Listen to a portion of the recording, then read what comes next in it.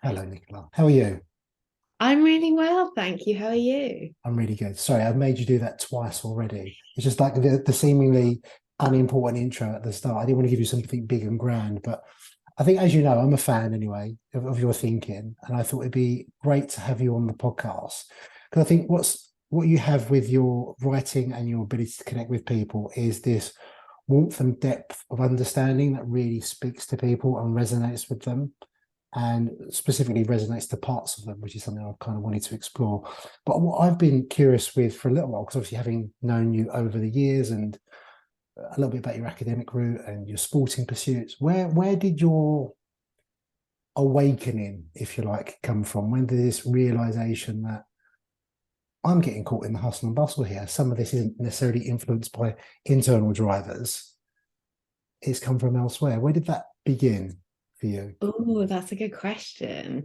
Probably not until I'd say 5 years ago. Like, I don't think there was any sudden awakening. I think it was far slower. And I think, this is a lifelong journey. But I think sometimes there are specific points in our lives that do jolt us awake a little bit. Um, and so I guess for me, often until we've actually hit that point of burnout, and actually when we realize, well, my health's suffering, my relationships are suffering, we kind of just carry on getting caught up in, like you said, that hustle and bustle. So I think for me it just got to this point where I think I'd lost my dad, I'd had a relationship that had broken down, and I just thought, like, this isn't the way I want to continue living my life. Mm. And so I think, but then I think even from that point, it's really difficult to escape that cycle. And it takes a lot of time, a lot of conscious effort, 2 steps forward, 1 step back, to actually begin walking away from those things that are so deeply conditioned in you. Yeah, and I guess that's why I felt this was so apt for this time of the year, because there's a lot of societal pressure, new year, new start, lots of shoulds out there, whether they're societally driven or seemingly intrinsic. I think we're subjected to so much programming and, for want of a better phrase, conditioning over the years from as small as we can not remember even. So it's so subconscious, is it's almost entirely impossible to separate from what's being driven externally to actually what do I want? Where do I get fulfillment from? Like, do I really seek this much purpose out of work, or are there other things I need in my life to feed my soul a bit more? Yeah, and I think it is like, and even talking about social media, like we see everyone else having these supposedly successful lives, whatever success means, and we're always comparing ourselves to Hmm. those people without really knowing what's going on beneath the surface. And I think we can fool ourselves into thinking, I want that life, or, I want to have this laptop lifestyle, which even for me, I was like, oh, maybe I do want that. When actually, if I'm really honest with myself, I like being home. I like growing my own vegetables and walking along the seafront every morning. And actually, just because that works for other people, actually for me, I just like having a quiet, simple life. Hmm. I really like how you refer to parts as well, because it's parts was something I was introduced to through my own therapy, and it being this concept by Richard Schwartz, and that often there are parts of us that have been developed in terms of safety behaviors earlier in life, and it's we treat those like they're almost defective, that we should rid ourselves of those. But actually, they're signals, they're real signs we should listen to ourselves, and they were developed for a purpose at that time. I just wondered, like, could you think back? Because I know you have been in the past, and forgive me if I'm putting words in your mouth here, where you say you have focused on your strength training and you have focused on academia. And do you feel that was part of your story as well?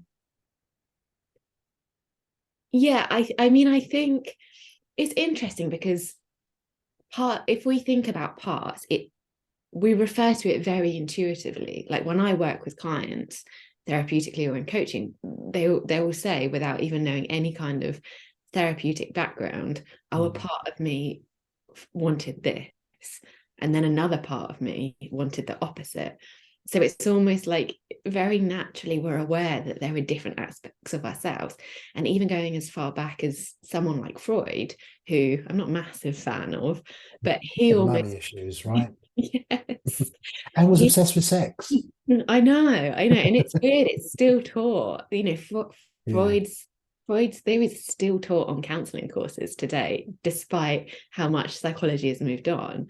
But I mean, everyone really knows in kind of pop psych now, we refer to the ego, the Mm. super ego, the id. So even um, dividing ourselves into those three different parts is almost like common language now. And it's not like we actually um, have a little thing inside of us called the ego. It's almost just shorthand for patterns of thoughts, patterns of beliefs, patterns of behaviors. And I think, and I wonder whether that approach that I suppose we do see in pop psychology, where almost the ego is bad, Mm. has also filtered in to judge other parts of ourselves that are bad.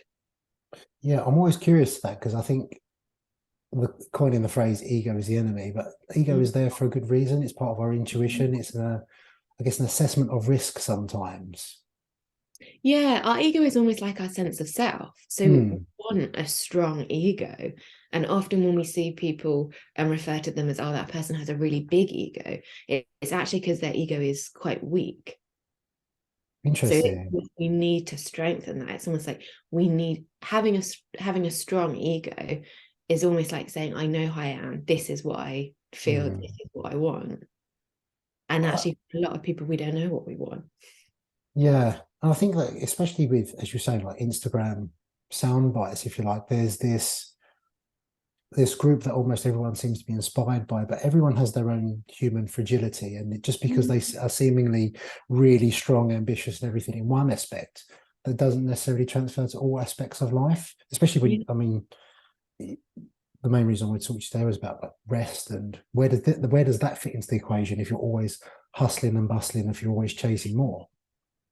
Yeah, and I suppose looking at it through that lens of internal family systems, which is what you're talking about earlier with Richard Schwartz, it's almost like we have this super ambitious part, Mm, and maybe we can get curious towards it and almost open up a conversation with that part of ourselves and ask, well, what are you trying to protect me from? yeah, that's what I And it, found really sorry, interesting about that is that they're developed for a reason. Those parts, they're not necessarily a problem, but maybe they're trying to communicate something else. yeah. And I think sometimes, like I often use this as a spiritual practice, is having conversations with those different parts of myself and beginning to understand almost how is my, hyper perfectionism or overachieving part, how is that trying to serve me? And if it Mm, didn't feel like it needed to protect maybe like an ashamed part or a part that didn't feel good enough, then what would that part's role like to be? Almost like, mm, could it serve me? yeah. Well, Because that, sorry. sorry, I interrupted you. Please carry on. No, I was going to say, because it's almost like these protective strategies or these protective parts developed when we were kids.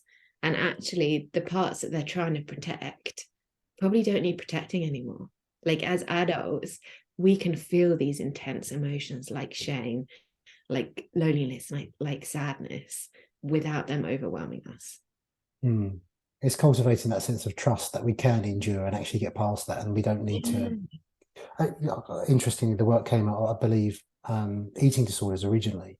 Yeah, It's with kind of I think people experiencing bulimia. yeah, that's right. And then it's found multiple uses, I think, especially with regards to dealing with trauma and things Yeah. like that over the years.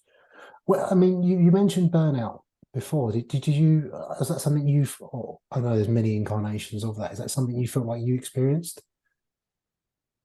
Yes. I think it's something that I really experienced once and thought I'd recovered from, went back to work and realized, and then almost like realized I hadn't and kept then hitting that burnout place because I hadn't given myself enough time to recover to begin with. Hmm. And that's what I see a lot with the people that I work with is, especially in the fitness industry, actually, is almost like ping ponging from just being able to cope to completely burning out. Maybe they'll give themselves 1 or 2 weeks off, then they'll jump back into work. And again, it's like this cycle of, okay, I can just about hold things together, and then it all gets too much. Whereas, it's a privilege to be able to take enough time off to recover, especially when you're self-employed. But actually, that's what we need to do. And it's not just an individual issue. This is like a societal issue of how have we got to a place where people were needing to spend so much time working just to get by, and or work has become such a part of their identity that even when they know working so much is meaning their health and their social life and their relationships are suffering, they can't pull back. Yeah, that identity part is so important and poignant, I think, especially as you mentioned, the fitness industry and the rise of so many business mentors and the aspects of business that they glorify, which is seemingly there's no off switch. You don't deserve rest. There's always more work to be done, and it's the quote unquote the hardest workers in the room, etc.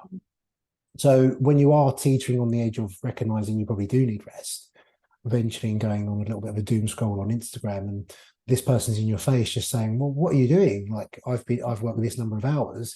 It's a totally contradictory message, doesn't it?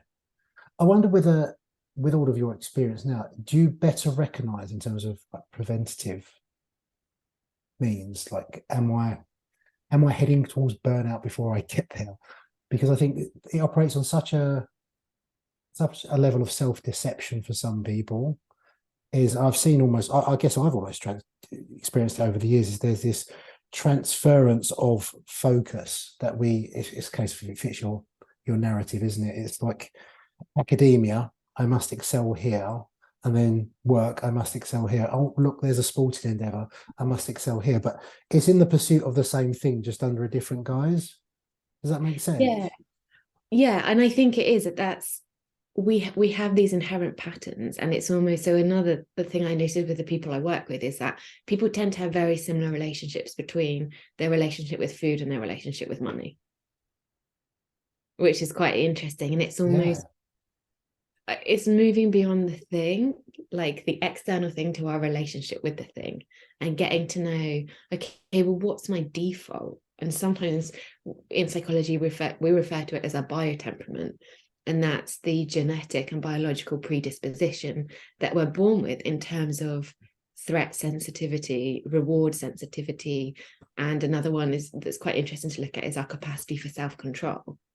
Okay. So if you have very high threat sensitivity, low reward sensitivity, and a huge capacity for self-control, if this is what you've been born with, then you're going to find yourself in that compulsive striving cycle, because everything seems like a threat. It's really difficult to experience reward, pleasure, excitement, and you're born with this natural capacity for delayed gratification and to work really hard towards your goals at the sacrifice of rest, play.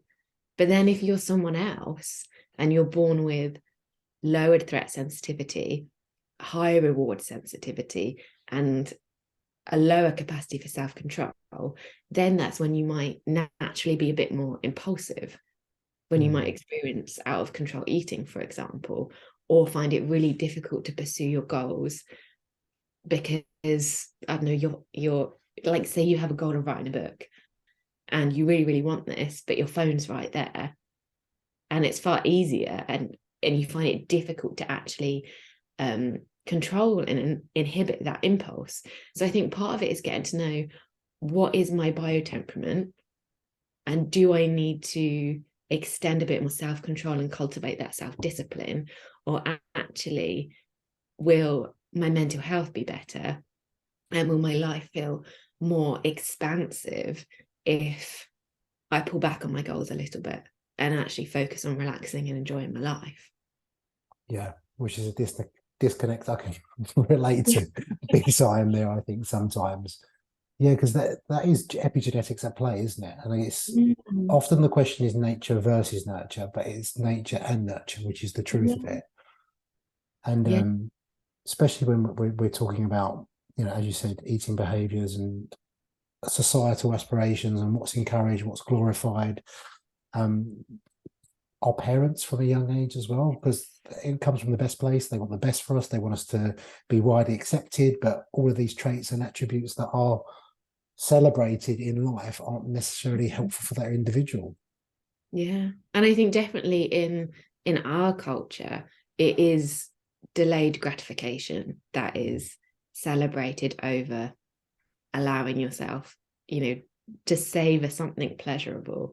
Like hard work is definitely celebrated over relaxing. Yeah. Everything And needs to be earned. It's not just yeah, unconditional. You can have that based on these rigid conditions that you've worked hard enough in some capacity. yeah.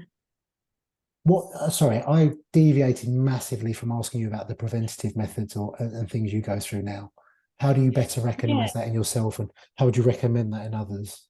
So I think what sometimes we often do is we try and reduce our stresses, whereas actually, like, we can't avoid all stress in life.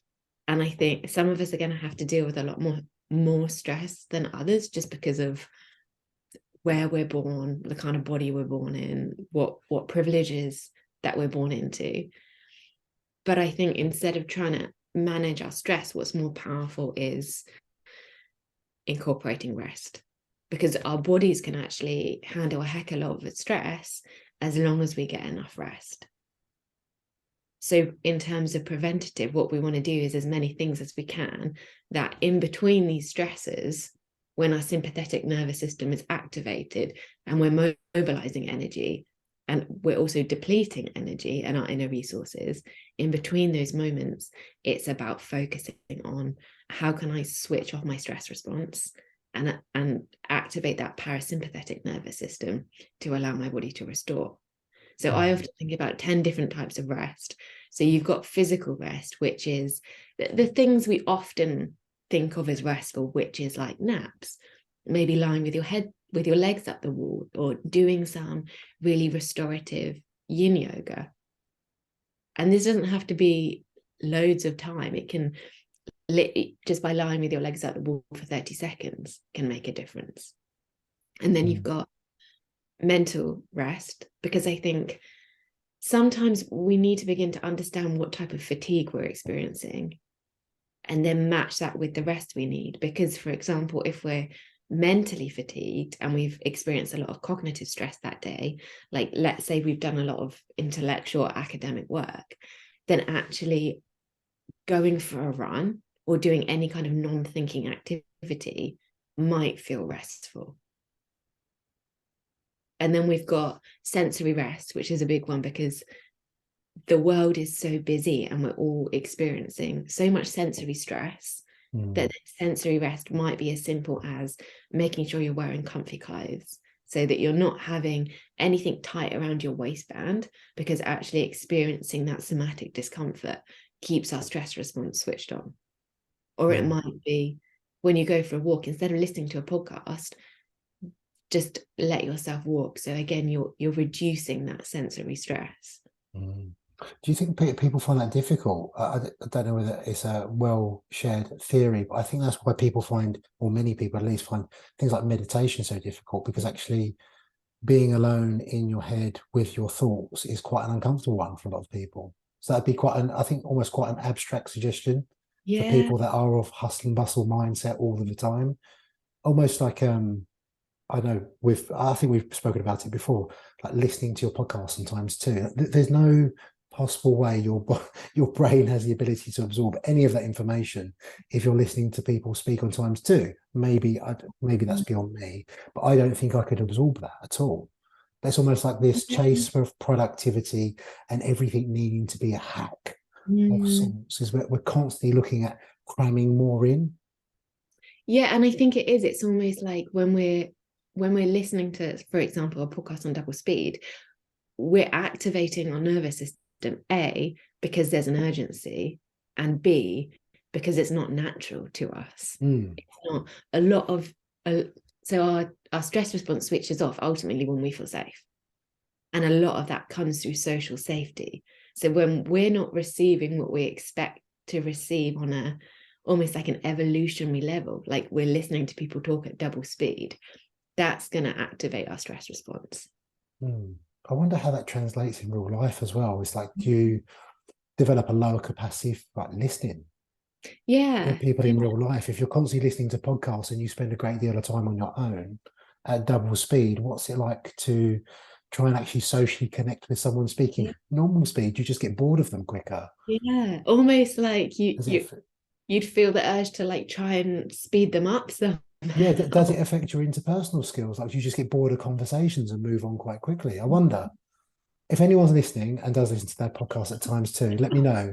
Are you bored of us already? Are you listening to us at times too? I Yeah. speak quite fast anyway. This is probably incomprehensible. But I think as well, it's almost like we almost become a bit addicted to being in this fight or flight state. So Hmm. that when we do experience those moments of stillness, it becomes so uncomfortable that we want to activate our sympathetic nervous system again. And this is called relaxation induced anxiety. So when we move into that place where we do feel calm and actually that sympathetic charge is lowered, our arousal levels are lowered, and we're starting to almost feel our muscles relax, our breath slow down, that can feel so unfamiliar that we'll do something almost subconsciously to reactivate our nervous system, which might be grabbing a coffee, it might be putting on some loud music, it might be scrolling through our phone or diving back into work. But actually, by not giving ourselves almost those restful periods in between those spikes of adrenaline when we're experiencing stress, we're making it harder and harder for our bodies to maintain allostasis. Over time, we build allostatic load, which is related to everything from insomnia and depression to high blood pressure and heart disease. Hmm. I wonder how many people are attuned with that. I could certainly reflect on years gone by where I think I've almost used work as a dissociative thing at times. It can Mm. be a great numbing tool. And you can again justify it because your efforts seem productive in some way. I think I shared with you. I dropped out of my masters last year. I think I was pursuing it for the wrong reason because I've always been in this hustle and bustle of being super productive. Yeah, I can do a full-time job and definitely pick up a 25-hour a week masters and manage life and enjoy it as well because we can manage everything. Everyone else can do it. Why can't I? I Mm. couldn't. I couldn't until yeah, a lot of us learn the hard way. And I think possibly a lot of people are in that loop of not being attuned with these things that you're mentioning that your body are going through. And is it just a case of resilience they manage to power through, or do you think it eventually catches up with many people? Yeah. I mean, part of me wonders whether there is this, and I've noticed it in conversations recently, almost like everyone's like likes to celebrate that they have a high pain threshold. Hmm. Like, it's all right, I can push through. And I wonder whether that narrative almost encourages us just to keep going, as if a bit, I'm proving how strong I am, rather Yeah, it's than, attributed to strength, isn't it? yeah. And I think there is something about like being sensitive and having a lower pain threshold, because it means you're not willing to tolerate distress, and actually you're going to make changes when you start experiencing that distress, Hmm. especially on an emotional level. Like, let's say we have a high emotional pain threshold and we're in an abusive relationship. We don't want to stay in that relationship, really, because it puts us at risk. If we've got kids, it might put them at risk. And so if we have a slightly lower emotional pain threshold, it's actually going to make us think, okay, this really hurts and I need to get out of this situation. Hmm. You mentioned your restful technique. I interrupted you around five, I think. Yes, we went, what did we do? Physical, We got cognitive. I think we got up to cognitive Really? because you was talking about not listening to a podcast on a walk, for example. Yeah. So, and then that was sensory as well, wasn't Sorry, it? sensory, beg your pardon. So then psychosocial rest. So for some of us, that's going to be interacting more with others. And for others of us, that's going to be spending more time in solitude. And even It's me. I think this is the thing. It's I think maybe because of lockdown as well. Like, a lot of us say, I'm an introvert. I don't really need to connect with people. And yet actually there's more and more research showing that we need to have at least one deep, emotional, intimate connection a day, Yeah. not just a social network, not just being around people, but feeling emotionally connected. Because if we don't feel that emotional connection with people and have those interpersonal relationships, we use things to give us that sense of belonging, which could be food, could be technology. So actually, as vulnerable as it can be for us to admit, like, we can't be completely independent. Yeah. We're a tribal species. We need each other. I mean, I put my hand up there partly in jest, but partly because I realised over the years, especially as I've got older, it's not that I do like naturally. I think like some people, I just need extra time to recharge sometimes from the hustle and bustle of a busy environment. But if I'm in good company, and that means I don't not necessarily as a negative on people, but if it's company that I feel connected with and I can have that bit of vulnerability, it I do find that does offer me recharge. But lots of time spent with I don't want to say no, that's not the right word. I'm going to say the word anyway because it's the word that's like shallow level Yeah, like conversation. surface level. Yeah, Yeah. like chit chat and kind of it's like the unwritten agreement. Everyone's doing it on a certain level, but sometimes you're just crying out for a bit of depth of conversation, I think. Yeah, and I think sometimes it's not even that the conversation itself. It's more almost what's called neuroception. So our nervous system subconsciously perceiving, oh, this person feels good to my nervous system. Mm, Like, just sometimes you meet people and you're like, yeah, there was nothing in particular, but it just felt really good to be around them. mm, And it's almost like we need to find those people. And as adults especially, it takes effort to make a new friend. yeah. I think especially 30 plus. Mm, Because I do think that capacity to deal with a sensory overwhelm of massively social situations to seek out those people, that has yeah. definitely dipped, I think, for me over the last few years. I don't know whether that is age or that is just a period of time not seeing a lot of people, or even if it's a waning or intolerance for it now, and you're kind of like, I'm getting older now, I just need to find those people in my life. Yeah, and I think that's the thing. It's we don't necessarily need a lot of people in our lives. Like, as long as we have those really deep, meaningful connections with people in our community. So like Mm, for me, like, instead of kind of just smiling at a neighbor walking on by, I'll make an effort to talk to them, to invite them out for coffee, to get to know them. And it's the same with friends. Instead of texting them, I'll phone them now. Because mm, again, another one of the things that activates our safety system and switches off our stress response so we can restore is what's called vocal prosody. So almost like this up and down of our voices, which you don't get through a text. no. I can't remember, is it Morabian's theoretics around communication? Nearly 80% of communication is to be had through body language. And the Mm, secondary to that is voice.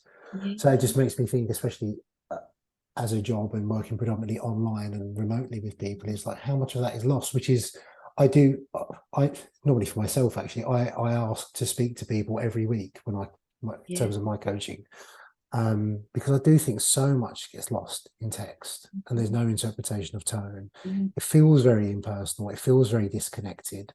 And I think social media already has this ability to dehumanize people. I mean, just look at how people talk to each other online. How do you navigate social media yourself with obviously the work that you do? And do you find it helps? Does it hinder? Is it a bit of both? in terms of like personally, But personally and professionally, I guess. yeah, I mean, I have a very relaxed relationship with social media these days. Again, it's not about the thing, it's about your relationship with the thing. So Hmm, social media in itself isn't inherently bad, I don't think. It does offer a source of community in it, and it gives people a voice that previously haven't had one. But I think it's about how we use it, and if we're relying on social media for our social connection, it's almost like maybe it fills the gap slightly, but it's not the same, like we said before, as having a face-to-face conversation. Like, if we were really in trouble like probably the people on social media aren't going to be there for us. Yeah, I think I'd have to agree with that. I think it's social media was never designed to fulfill the needs that people kind of turn to it for. They're Yeah. turning it to fulfill certain needs, but that's not what it's constructed. Don't get me wrong. I think it's got the ability to do so much good, but maybe the problematic sides we don't really recognise just yet. And in a way, I think it makes us a bit lazy. Like it's far easier to write a comment on someone's post than it is to arrange a meetup with a friend. Mm. Yeah, yeah, And actually, real relationships take effort. yeah. Two-way effort. Often you're Mm. like, you'll see someone making lots of effort online. It's clearly not being reciprocated. So it's almost a popularity on certain conditions, but they're the ones kind of maintaining that relationship because there is Yeah. no back and forth there. And again, I think it's about being really honest with ourselves about, am I using social media to fulfill some other need? Mm, Actually, how can I meet that need, and what kind of support do I need to help me meet it? yeah. I wonder, I wonder how many people are lost in that because our generation now, they won't know any different. Can I say you're of wisdom that you existed before social media, right? Yes, like this is before Yeah, social media. that was my polite way. Yeah, you're not. I don't think you're quite as old as I am. With as I'm wise. I'm 32. I'm 36. Well, yeah. Close Yeah, enough. so Yeah. we were still when it was almost like the internet, you had to pull out the phone line and put the I internet remember my code pager. I had a pager. That was the closest I got to it. And it would take you 10 minutes to type a message. I remember getting my mum gave me her first mobile she passed down to me, and you literally had to pull the aerial up. Was that the And BT Cellnet thing? probably I think I had one of those. Yeah. And as the only way you could customize it, you get these little loops that would go around the aerial. And that's as fancy oh, as they got there with different colors. yeah, we sound old. No, I do. I've just made my sound super old. Sorry, I didn't say I would go on too many tangents, and here I am talking about mobile phones. So I think you had two more points to mention. So we had emotional rest, and again that's going to depend. So all of these are interrelated in a way. So Hmm. we have, so for some people emotional rest is going to involve learning emotional acceptance and emotional regulation strategies. For other people, they're already great at regulating their emotions. Again, this is more like the over controllers and those of us who have over tolerance of distress. And so actually we need to learn healthy emotional expression, how Hmm. to how to almost tell our faces how we're feeling. Because I think often with the overachievers, with the hyper perfectionists, like how we feel on the inside can be very different from how we're expressing that on the outside. And it's almost like there's a vulnerability there in actually telling someone, this is really hard. I don't Hmm. have everything together right now. And so for those people, it's about learning how to signal how we're actually feeling and revealing our imperfections. Yeah. I wonder whether stoicism comes into that because Mm, that's again something else that's quite glorified over the last few years. yeah. So I think like every incarnation comes with something else. So it was the 4 a.m. cardio, grind, hustle has then transferred into working on my business from 4 a.m. or the 5 a.m. club to cold plunge pools to reading the Daily Stoic every day. It seems to get a little bit more elitist and a little bit more societally driven rather than, as you say, a little bit more vulnerable. Yeah. And I read an extract from a book today that's just came out, and I downloaded the Kindle sample, and it said something in it like, you can have it all, you can achieve anything you want if you're just willing to work hard enough. And I just thought, wow, that's such a privileged position to write from, because actually that we can't have it all. We're Mm, limited beings, and if we believe we can have it all, then we're going to make ourselves very sick striving to have it. Like we have to make choices in life, and some of us have a lot more choices open to us and resources that are accessible to us than others. Absolutely. I think that's such an important point, and specifically something into their privilege and survivorship bias is Mm. almost something that no one talks about, but something that influences all that, and a whole lot of luck as well. You Yeah. know, I look at it's going to sound bitter. I don't mean it to sound bitter, more observationally. I think that the sometimes industry or authorities with a certain number of followers that have largely built a physique based on, or built a following based on the physique, have now are in a position to talk about other things, but not accepting actually the genetics and everything that they put into it in the early days is what cultivated that audience. So they're now in a position saying, well, you need to build your fitness business like this. But actually, what Mm. built it were all these other things and a whole lot of luck and timing and all these other things that come into play. That it's not just a case of you work hard for it, you do all the things that I do. Yeah, and it's interesting you say that. It's almost like people in the fitness industry that maybe have now got a big, following, now giving advice on areas that are outside of their expertise and actually being seen as competent because of that following. When Mm, maybe they're talking about mental health or I don't like psychological theories when actually they've had no training. They probably don't have supervision, for example, mm, with a psychologist, and actually they're still being looked up to as experts. And I think that puts people who follow them in quite a vulnerable position. yeah.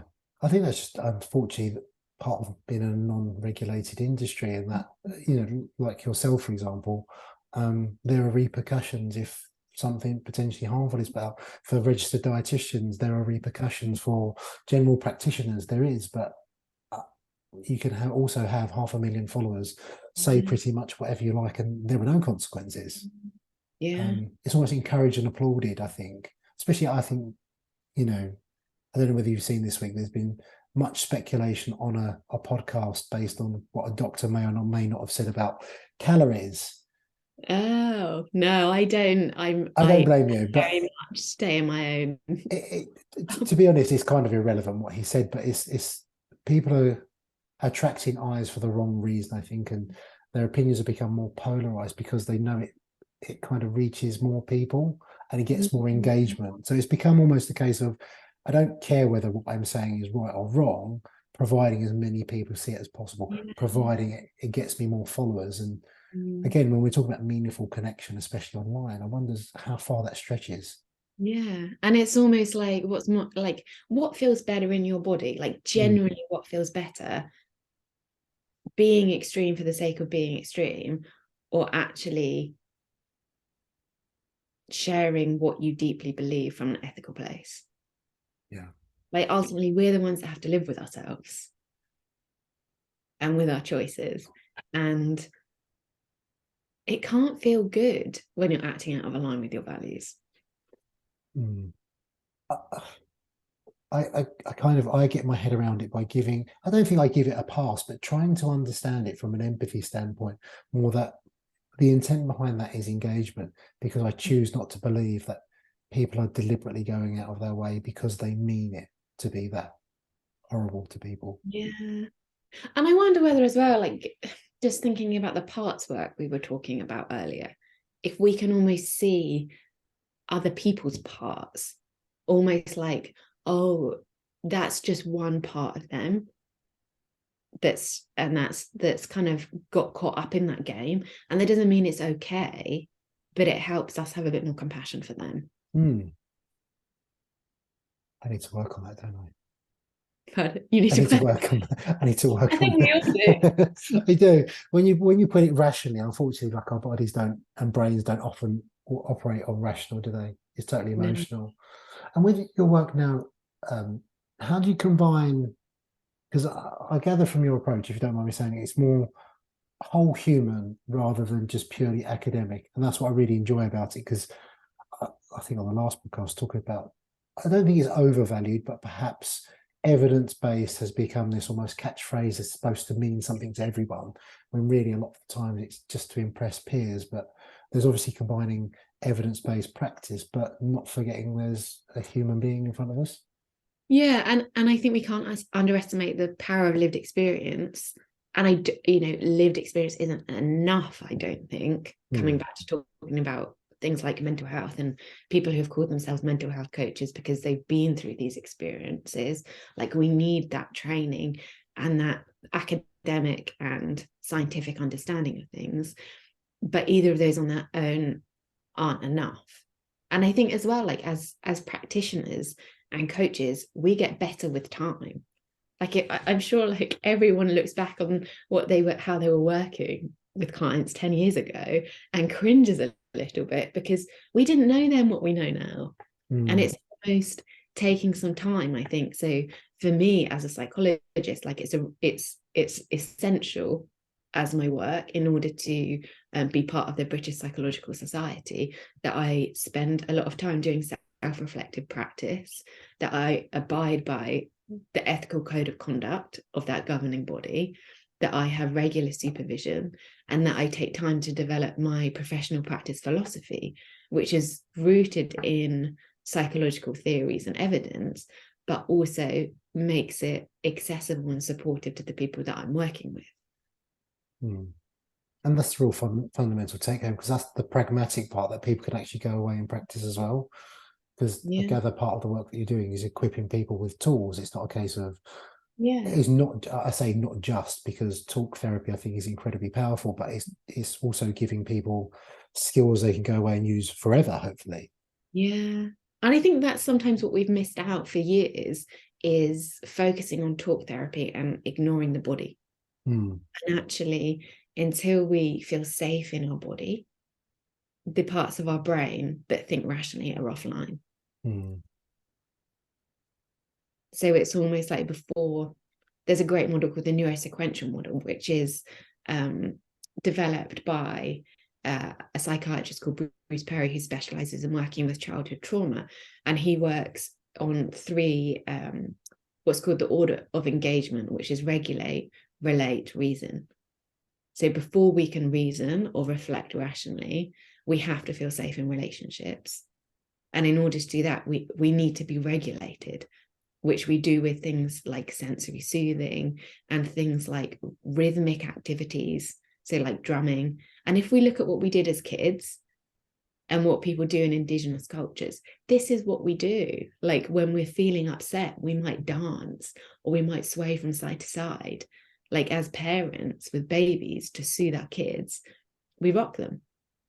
And it's always, as adults, we can still use these tools to bring us back into a place where we can reflect rationally and maybe engage in some kind of self-inquiry about why we acted the way we did, why we ate in a way that wasn't in line with our values, why we overreacted to our partner when they put a red sock in with a whitewashing. Happens all the time. Yeah. But I think it's almost knowing, like, do I feel regulated enough to reflect rationally about this?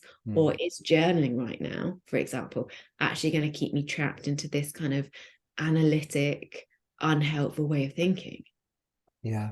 And then how the rest of the world perpetuates that as well and contributes to that, because you're told you must journal when you feel a certain way. Are there any practices that you feel, I know it's hugely individual, and this is a very difficult probably question to ask, any kind of practices you would recommend broadly that you believe that everyone would benefit from? More rest.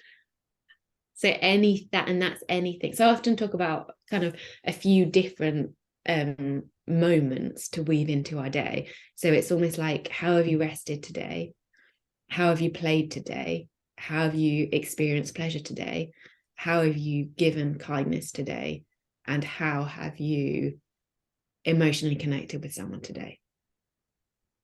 So we need all those things for psychological health. Yeah. I'm definitely going to make a list of those. I think, speaking candidly about myself, selfishly, this isn't my therapy session, but I think when we speak about rest, it's definitely something I need to make more of a concerted effort with, because, as I said, these things are almost so sinister and deceptive, is that you kid yourself into actually telling yourself you're being lazy when you can feel you need rest in your body. And you've become so well attuned with ignoring those feelings, which I think a lot of people can possibly resonate with, you become numb to it. And because you're told willpower, grit, power through, that's just what people continue to do until they can't. Yeah. And I know people, for example, and I've been through this before, it's almost like you feel the subtleties of needing a wee, but you completely ignore it because you've still got emails to answer. Mm, And it's almost like that, that on a more extreme basis is what leads to burnout. Because yeah. we're constantly ignoring and overriding the natural things that our body needs. Mm. What are your favorite practices? I know I've seen some of them on your Instagram. Yeah. What are your I mean, favorite like, practices? I think for me, a lot of it is about social connection. So for me, a practice is like I'll meet my sister for a walk every Wednesday morning and we'll grab a coffee and we'll walk along the seafront. And if you think about that, that is mindful movement, it's Mm, nature, it's that loving, deep connection. So it's almost like that's three different types of rest. And then for me, creativity is really important. Like I love decorating. I love alcohol ink art, which is very kind of out of control. Let's see what happens. yeah. Practice yoga for years, and a lot, like for me, a lot of these things come quite naturally now. So I will not wear tight jeans because I know that keeps me stressed. So one of the practices can literally be as simple as wearing comfy clothes, snuggly socks. I don't pull my phone out when I'm in queues. So a lot of restful practices that I do are things that I don't do anymore. Yeah, I think that's like a lot of these health, seemingly insignificant health practices people know they should be doing, going to bed a little bit earlier, eating a few more Yeah. vegetables, drinking a little bit more water. But the cumulative effects of those over time. Yeah, I mean, ultimately, like we try and make things super complicated Hmm, because, in a way, we quite like drama in our lives, and that's why we like watching films because there is a drama. Like life feels very dramatic for them, hmm, and actually, for us, it is these simple things, and it's almost like we still have many of the same needs we had as a child. So if we almost mother ourselves in that same way, that's what's going to help keep us healthy and give us the capacity to then take care of others. Because another type of rest that we haven't touched on yet is altruistic rest. Because being too egocentric and focusing on our own goals is a stressor because it disconnects us from others. hmm. And ultimately altruism feels good. And Yeah, it's I very was. different from people pleasing because I think when we people please, we're doing it because we want something in return. We want that Hmm. someone's approval, we want their love. Whereas when we're practicing altruism, we're not expecting anything back. Yeah, that's quite a hard practice in itself because I think naturally with altruism, there is that warm, fuzzy feeling. So it's not without reward, but it's, I guess, warranted or at least justified reward in some capacity. But yeah, definitely. Thank you so much for that. Yeah, but I think it's almost like, Oh, sorry, was there a delay there? I thought you was yeah, I thought you was like, I'm done with that, Dan. Stop yeah. talking. No, I was just going to say, I think that warm, fuzzy feeling we get is true pleasure. Hmm, And it's evolved. So it's almost like these things that really feel good are things that have helped us survive as a species. So taking care of one another it feels good because we need it. Whereas actually, if you think about um like social media or let's use social media as an example. Like to me, it almost feels like a bit of a sugar high compared to that deep, nourishing meal. hmm. And every so often, like to have sugar is great, but we can't live off it. Sure. Yeah. So things that give us that really deep pleasure and these warm fuzzy feelings, that's what we need to focus on in our lives. Hmm. More joy, less hustle and bustle. Yeah. I think unfortunately, I say unfortunately, fortunately as well, these conversations fall on the ears that need to hear them, Mm. but possibly the ears that need to hear them don't pay attention to this message. But I think we have to be open to it. And probably if someone had said this to me 10 years ago, it would have been almost so foreign that I wouldn't have been able to process it, because, of course, how can I be happy when I haven't when I'm not successful? Or how can I relax when I still have things I want to achieve? And actually it takes trust to realize, oh, when I rest, that's when I can do my most meaningful work. That's when I feel most fulfilled. Not when there's a big difference between feeling productive and actually doing meaningful work. Yeah, absolutely. And I think it's almost an entirely separate podcast in what actually is success to people. Is it Yeah. what we're told, or is it what we learn to cultivate and develop our own sense of success and what that means to us? Yeah. Thank you so much for your time. I'm Oh, hugely thank you for cautious having of the me. time. I'm literally watching. I can't take you past the time you said, because rest is important. And I say that partly in 100%. jest. Yeah, absolutely. Um, Apart from your new book, Daily Awakening, or your newer book, it's not a new book anymore, as a multiple authored person, where can people go to find you, Nicola, if they want to? So I'm on Instagram as Nicola Jane Hobbs, and I basically just talk about rest on there and how we can relax and invite more pleasure and play into our lives. And then last year I launched a little project called the Relaxed Woman, which is it's open to all genders, but it grew from my own lived experience and training as a woman, and that offers self-paced workshops and group coaching courses. Genuinely, I've heard so many wonderful things about your course, and I won't name. I'm sure she wouldn't mind me name dropping her, but I won't, just in case. But I spoke to someone earlier this afternoon. They were just saying that they did your course, and it's led them to major life changes. Oh, that's lovely to hear. Yeah, mission accomplished. Thank you. Well, I say mission accomplished. That wasn't your mission, but I mean, it definitely will help a lot more people. So thank you so much. If you have enjoyed this, please do subscribe, rate, share with friends, and all that stuff. If you like, if not, just don't.